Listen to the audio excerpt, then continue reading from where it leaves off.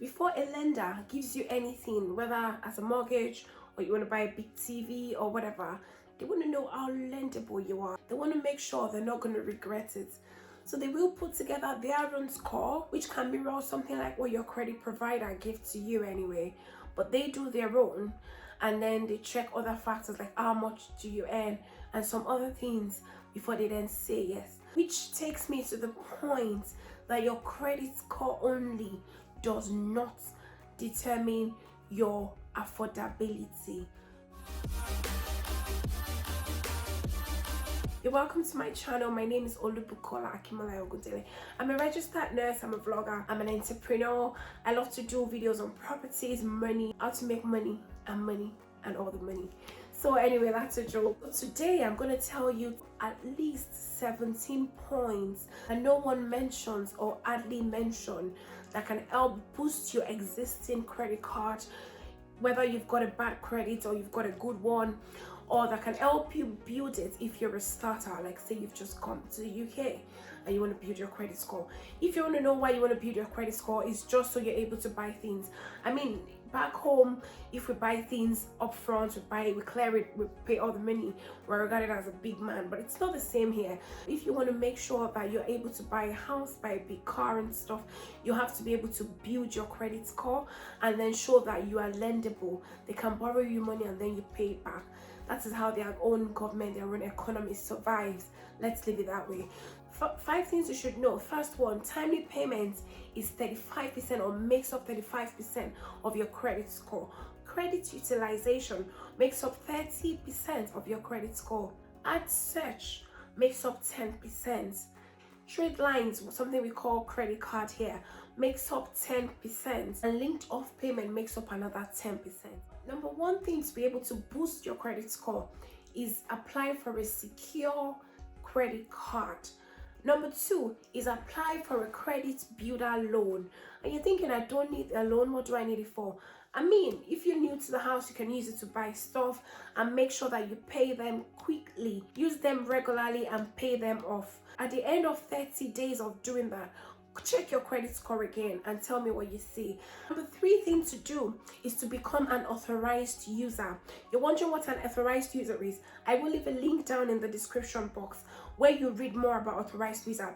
As an authorized user, just as a summary, you will get a friend or a family who is trusted, who trusts you, who has a very, very good credit score, and ask them to give you access to become an authorized user. And that way their good report comes to you, or you share it, so to say, and I will put the link in the description box. Number 4 is for those that are just building their credit cards. So they are new students, you're new employee. What you can do is get one of the reward cards, like the Tesco reward card or the Aqua reward card. They are one of the best. With such cards, they are one of the credit building credit cards. You can read about credit building credit cards. Say you spend, as an example, £50 a month because you know that that's what you'll be able to conveniently pay in full, because you have to pay them back in full at the end of the month. So say £50 is what you can take off your wages by the time you get paid at the end of the month.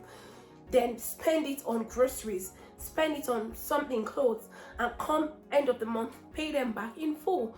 It's a very good way to build your credit score. Another point for those that have credit cards already is ask your credit card company to increase your credit limit.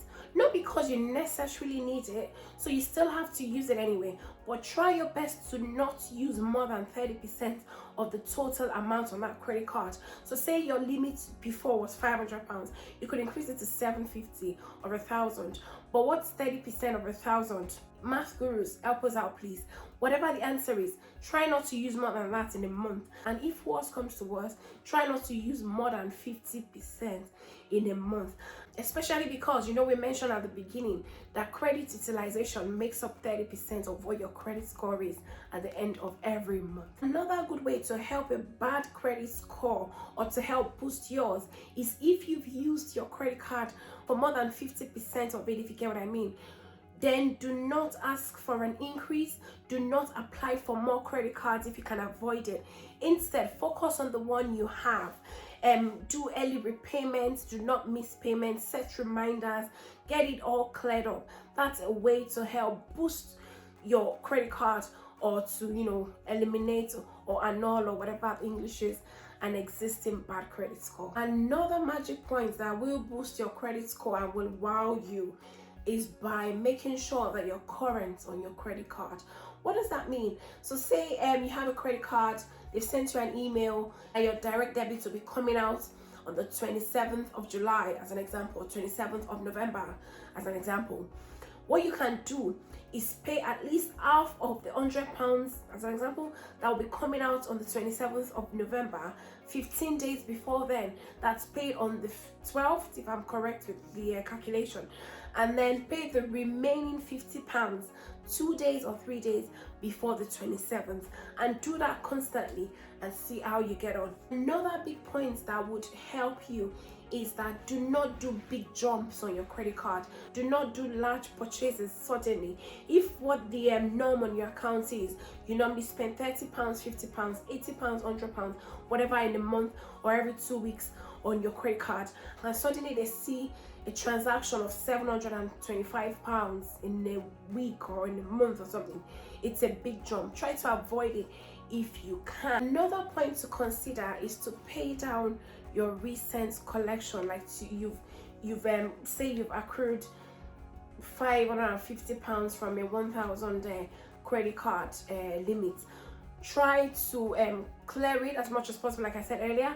But another method that could work is you could write to the credit company and then say to them, I need a letter from you stating that if I clear the whole 550, you will remove it from my credit score, my credit report, that's what I mean, and see what they say. If they say yes, that's a very good deal. You can find a way to pay them off by doing extra hours or something. Pay them off. You get a letter confirming they'll clear it up. It will boost your credit score so much. Another point is try to use your credit card. I think this one is a bit controversial, a bit debatable. Use what you can, pay back at the end of the month, because if you have a credit card and you don't use it, there is a school of thought that thinks or says that you might dip your credit card by doing that. You know how some people break off credit cards, I'll never ever use it again, or they cancel it. Avoid doing that if you can. Remember, this one is quite controversial. Another way to boost your credit card or make sure it stays good, or make sure that the bad ones get better, is by avoiding introductory rate credit cards. What does that mean? 0% interest for the first 6 months, then something happens. Number one, you're so tempted, 0% interest for 6 months, and they're giving me £2,500 limit, and then you want to furnish your house, you want to bring people in from Africa, you want to do this, you begin to spend it, and then God forbid you miss a payment. They would move you from 0% to 45.9% APR in just a day, and then you'll be surprised how that 2,000 that you spent out of the 2,500, you're having to pay it back as £4,000 if not more. Avoid them. Any mistake, they change it for you like immediately. So these are credit cards to avoid. I mean, they are good if you think you'll be very consistent, you won't miss any payments, and by the end of the 6 months you'd have quickly cleared what you had used within the 6 month period. But if you think circumstances may change, oh, I'm not very sure, I'll try, but I'm not very sure, then try to avoid them. They can really hit you and they can dip credit scores. Another quick way is that do not miss payments. I've mentioned that before over and over and over. Just mention it as a point. The next one is try to consolidate your payments, where if it's possible you can walk into a bank, ask about consolidation of payments, read it online. If it's possible to put all of your debts together, the ones you have with Barclays, with any one of them that you have, all of the credit cards you have, try to consolidate them all and see if there'll be an agreement to that somehow. If there will be, then it stands together as a personal loan, as against multiple debts. It stands together as one debt, and then you pay them as you normally would, but then as a one-off, as against the plenty that you had affecting your credit score. I'll run through the last few points. I really hope you're still with me. I really hope you're getting value for your time. Another point is every application that you make goes on your credit report. For that reason, avoid making multiple applications in a very short period of time. Say phone, you love that iPhone 13, it just came out, you applied for it.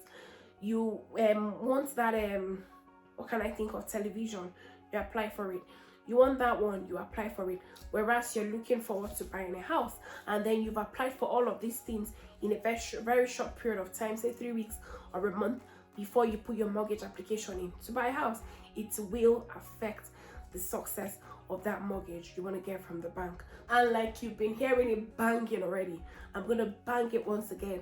Make sure you're on the electoral roll. Once you're done with this video, go on Google, search electoral roll. Make sure you're ready. Another good point that I picked up from Martin Lewis is beware of minor address errors. Say you had a mobile contract or a SIM only contract or whatever contract registered to an old address, but you forgot to cancel it even though you don't use the phone anymore, or you forgot to update your address and still have the old address. It can cause a problem, that one. It was saying about how a woman could not get a mortgage and everything seemed perfect. Then it was able to help the woman find just that tiny fault. I mean, who would think? So things like that, make sure that your phone contract or SIM only contract, whatever you've purchased before on contract, are well up to date in terms of address, in terms of you've stopped using them. Make sure they are off your credit card, or sorry, credit report as much as possible. Another good point to build your credit card and help your success with applying for anything is make sure that you're stable, in the sense that stability means so much to banks. So do not, or to lenders, so to say, do not change your bank details, say 3 weeks or a month before you apply for a car on finance, a £30,000 car on finance, and you've just changed your bank details. Oh sorry, I'm not using Lloyds again, I'm now with Santander. 3 months before, it looks like you're unstable. Avoid doing that as much. And the last point that I'd like to finish this video on, because of our time, is avoid anything joint. Yes, we're married. Yes, we're happily married. Yes, we have kids. Yes, she's my bestie. Yes, this, yes, that, yes, that. Blah, blah, blah. Avoid joint credit cards. Avoid joint mortgage if you can. If you cannot, say your partners or you're married, good. But avoid joint accounts, joint credit cards, or any kind of joint thing with people that aren't even family per se, if you get what I mean. And that way, I mean, it's only because one thing that affects one person negatively hits you because you're linked. I mean, if you're on Check My File, if you type Check My File online, it will give you 30 days a free period anyway. You can sign up with them. They'll ask for your details and stuff, and check your reports. That Check My File is so canny. It will give you your report from A to Z. It will link you to that person, whether they're a friend and then you decide to buy a house with them, or they're a friend and then you chose, she's my bestie, you chose to open an account with them. Check My File would mention that name on your own report, even though the report was for you, or you open it in your own name and account and everything, because you're linked to that person. It's to mean that anything bad that happens to that person hits you as well. And that's the end of my video today. I am really glad if you stopped on this video till the end. I do not take your time for granted. If you enjoyed this video and you got one thing or two, please hit that like button, and please subscribe to my channel if you haven't. If you're an existing subscriber, thank you very much. Remember to put the notification on, that way you don't miss any of my contents when they come out. They promise to be educative, entertaining, and till we see the next time, you can share my videos if you like. Take care of yourself. Bye bye.